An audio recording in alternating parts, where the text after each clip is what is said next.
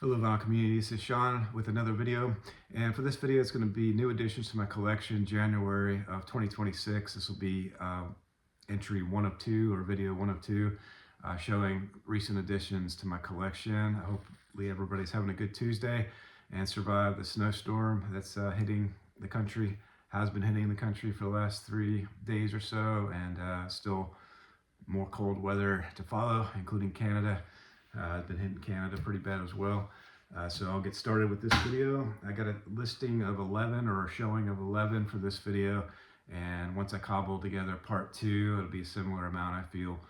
So without further ado, I'll get started on this. And the first album I'll show is Rush, and this is called Power Windows. This is a 1985 release from Rush. And my priority for Rush records is to accumulate them, number one, and number two, to focus on the 80s output as primary goal, which is the opposite of what most Rush fans do when they collect vinyl. But for me, this is what I grew up with. This is what I first discovered Rush, was during this time frame, the Power Windows, Hold Your Fire type time frame. Remember liking the Big Money, Mystic Rhythms, and yeah, it's synthy.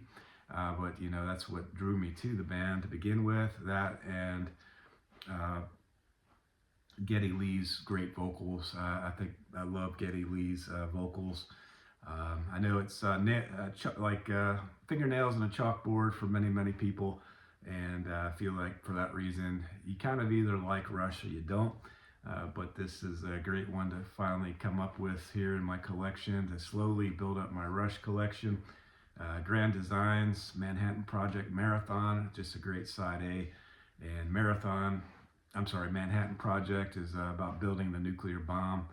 And if you haven't seen that movie Oppenheimer, it'd be a great one to show or see if you haven't seen it already. I enjoyed it. And it's a long film though. And then the side B, Territories, Milltown Dream, starting off with, are just excellent songs. And Emotion Detector never played live, I've read, which is amazing. Rush has never played Emotion Detector live in the history of the band. And then Mystic Rhythms with that searing synth throughout the album is just mystifying to me. It truly is mystifying, Mystic Rhythms. And I just love that particular song. And this is a Canadian model of some sort I read, and it's a painting of a picture or something like that. I didn't write down the artist's name, but he's there on the back as well. And so that's Rush Power Windows for record 1. And for record 2, it's going to be Bad Company, and this is their self-titled debut. 1973, formed in London in the same year. They produced their first record quickly, and this is a nice gatefold reissue of the band. And this is a super group consisting of Paul Rodgers, drummer Simon Kirke, and they're both from the band Free. Guitarist Mick Ralphs, which is from Mott the Hoople, and bassist Boz Burrell from King Crimson. And this has got the singles Can't Get Enough and Moving On. But you know, I grew up with this album, heard it many times in the car. I don't think I ever owned Bad Company. I just remember always loving the songs. And the title track off this one is my favorite Bad Company song of all time, at least right now.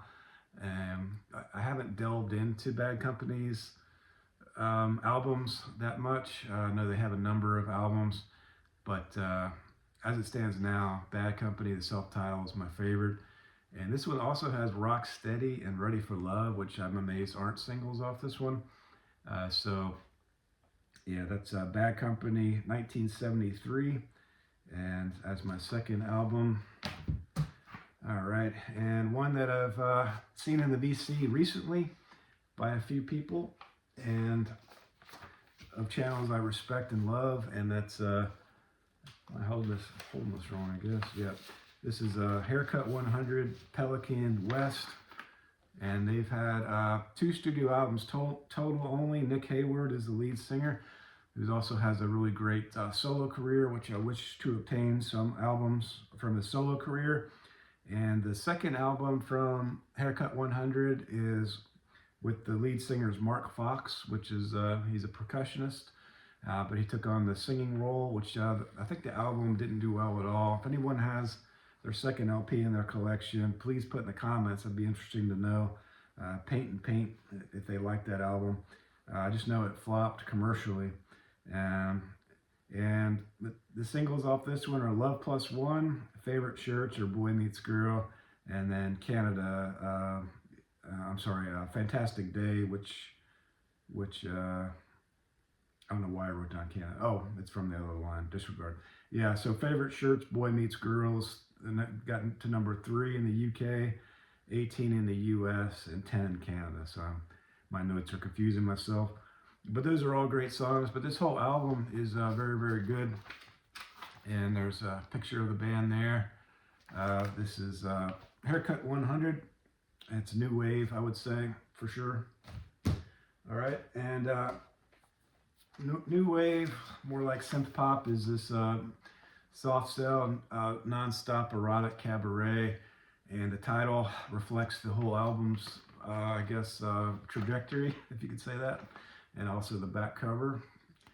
It's a CD album is what it is, but it's a really great album. It's a great synth on this album. And this is a 1981 album that I've had on my list for quite some time. This is an OG that I picked up at a really great price on Whatnot. And it sounds amazing, being so old, how flawless this album sounds. I'm really happy with the purchase. I got it at a really great price. It's Mark Almond and instrumentalist David Ball, and it's their debut album, and it's got the singles Tainted Love, which is the one everybody knows, which is great, and Bedsitter and Say Hello, Wave Goodbye, which might, Say Hello, Wave Goodbye might be my favorite, but the S Dwarf off this song is really great as well. It might be my favorite, actually. But I played this several times since I gotten it. Just thrilled to get this one finally in my collection. And that's Soft Cell. I won't read the title again. It's embarrassing. All right. And so the next one I'll show is this Afghan Wigs Gentleman. This is 1993.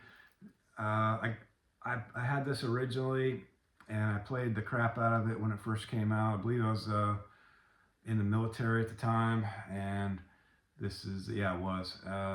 Features Debonair and Gentleman as 2 singles. In addition to those 2 songs, What Jail Was Like was a single. And Greg Dooley, of course, the lead singer off this band. And I really, as much as I love this album, I'm sort of clueless on their discography. I've heard songs here and there, and my impression was that I didn't like it near as much as this, but I haven't really given it a fair shake. Many Afghan Wigs fans consider this to be perhaps their best album, and this is on a nice yellow vinyl. It's called Canary Yellow. It does sound to me a bit compressed. It's a longer record that they fit on one LP, and so there's not much dead wax on this. But it doesn't sound awful. I would just say you have to turn it up a little louder, and it's not as dynamic certainly as like the Soft Cell that I just showed. It's so in that respect, maybe the CD would be better perhaps, but for myself personally, I'm okay with the sound. And so that's Afghan Wigs Gentleman. Next one is Talking Heads, and this is one, again, it's trying to build up my Talking Heads collection, the same as Rush. These nice reissues are excellent at a good price point, so I'm slowly collecting them, but pretty much for the most part between $20 and $25 you can get these albums for, and I want to try to obtain them before they go up in price. I know that the OGs, I think you pay about that amount, so I just decided to get the same amount or more, so I just decided to get the reissues, and so far they've sounded excellent, with this one being no exception. I really like the textured cover, which is made to resemble the appearance and texture of tread plate metal flooring, and so that I really love. I think it's a brilliant cover, actually. And the singles off this one are Life During Wartime, I Zimbra, Cities, and I'm missing one. Air is the fourth one. My favorite songs off this one are Air, Cities, and another track which I'm drawing a blank on. I thought I would remember, but Life During Wartime is also excellent, and as well as I Zimbra is a good song as well. There's no weak track on here, I feel, and for that reason, it's going to score high when I rank this record. Also, Robert Fripp plays on this record on at least one song, I think maybe two, and let's see. Yeah, the other song I did write it down is Paper. Also, like a great song is the song Paper that I wrote down. That is excellent off this one. All right, and the next one I'll show is Sun Volt, and honestly, this one's a Christmas album. I told my immediate family or whoever bought this for me, I gave them a list, and I think they asked me, what is an artist that you really want to obtain on vinyl but you don't have any records from? And Sun Volt was on the list, so this is what they purchased me, which is Great Notes of Blue, and definitely want to pick up more of this band. This is a band that American band, Bellevue, Illinois,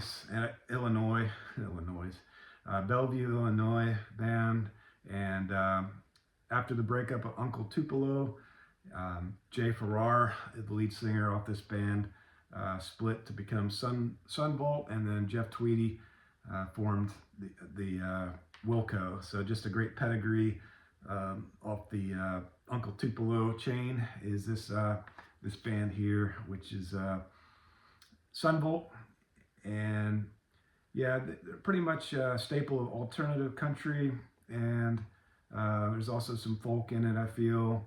But this is a 2017 album, 8th of 11 studio albums, so maybe not considered their greatest by Sun Volt ranking videos that I've seen, but it's in the middle. It's not ranked bad from what I've seen, and I find it to be excellent.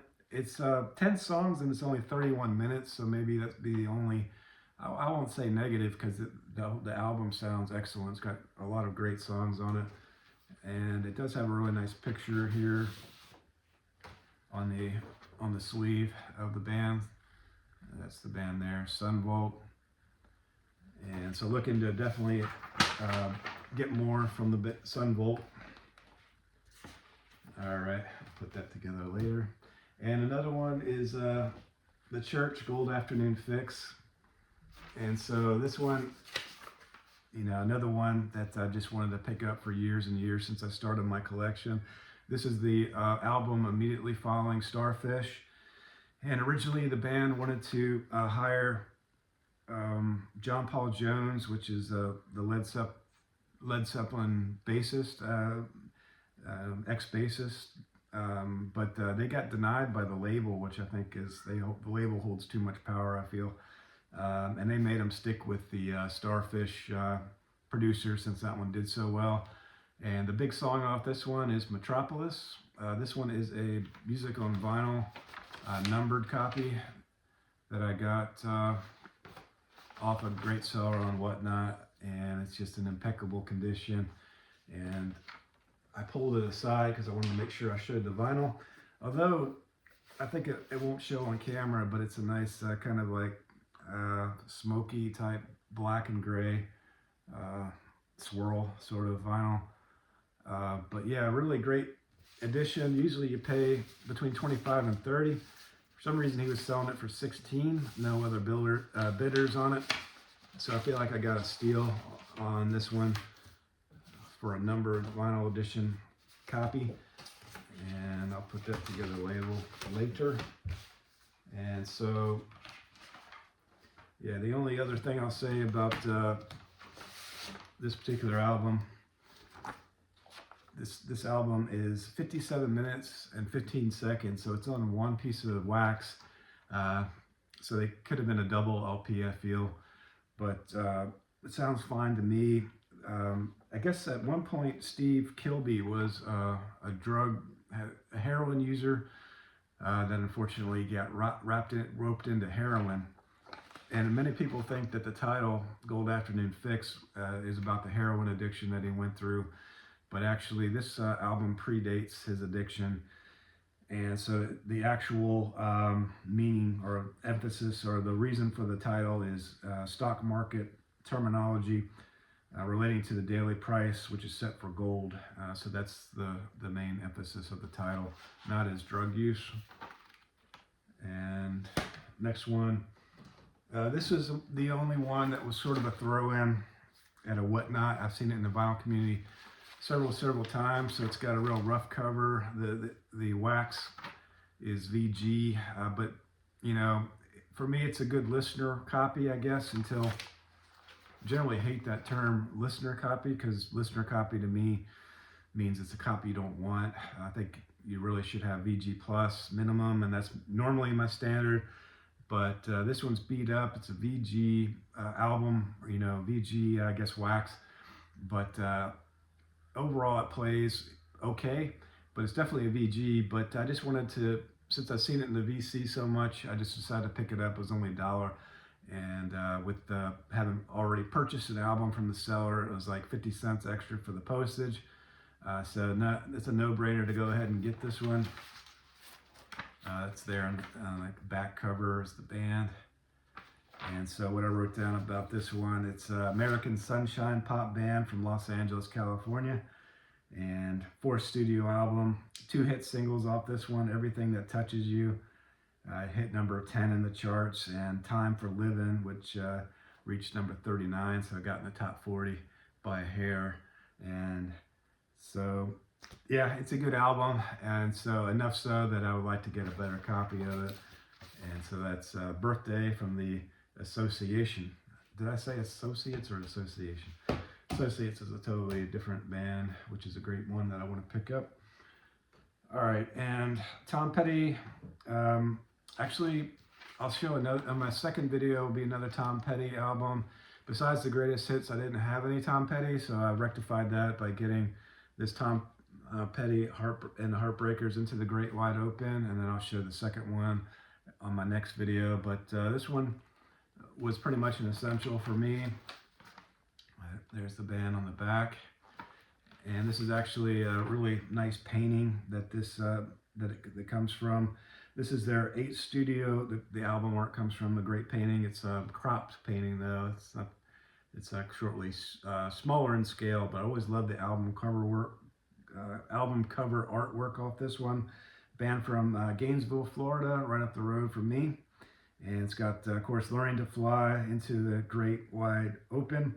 8th studio album, 9th overall by Tom Petty. And produced by Jeff Lynne, which he also did his previous album. And which is... yeah, what was it called? Full Moon Fever. Yeah, he did produced the previous one, so he stuck with Jeff Lynne, since that album did extremely well, and this one did as well, extremely well as well. I'm saying too many wells. But also on this particular album are King's Highway, which I love, Too Good to Be True, All or Nothing, and You and I Will Meet Again. And the album artwork, as promised, is Autumn Landscape, a 1921 painting by Czech artist Jan Matula. And it was, I think it's in the Los Angeles County Museum of Art. I think you can see it right now at that art museum. All right, and my last album I'll show is a recent discovery for me. Not a recent band though.